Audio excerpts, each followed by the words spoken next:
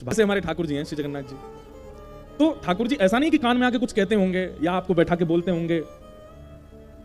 जब आप सेवा में निमग्न हो जाते हैं तो आपको अनुभव भी हो जाता है कि ठाकुर जी क्या संकेत कर रहे हैं, और या फिर इस प्रकार से कुछ ना कुछ संकेत इधर उधर के कर देते हैं।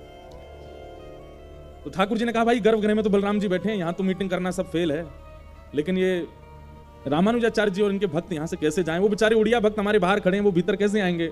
हमको उनकी याद आ रही है। तो जैसे ही प्रातःकाल ब्रह्म मुहूर्त में सबसे पहला महाप्रभु जी का दर्शन करते हैं श्री गरुड़ जी महाराज, गरुड़ स्तंभ सामने। गरुड़ जी बोले, जय जय आज्ञा करो। बोले, बलराम जी को पता नहीं चलना चाहिए, और ये रामानुजाचार्य जी और इनके जितने शिष्य ये रात में जैसे ही सोवे जामे, आप सोते हुओं को ही अपने पंख पर बिठा करके दक्षिण में छोड़े आओ, और द्वार खोल दो बाहर के, हमारे जो उड़िया भक्त हैं उनको भीतर कर दो। अर्धरात्रि का समय, और यहां सब प्रसाद पाकर के शयन के लिए गए थे, और इतने में गरुड़ जी सब भक्तों को अपनी कमर पर बिठाए, किसी को भी पता नहीं चला। भाई योग निद्रा तो ठाकुर जी करना बहुत अच्छे से जानते हैं। जब कंस के कारागृह में प्रकट हुए तो कंस और सारे दरबान कितनी गहरी नींद में सोए।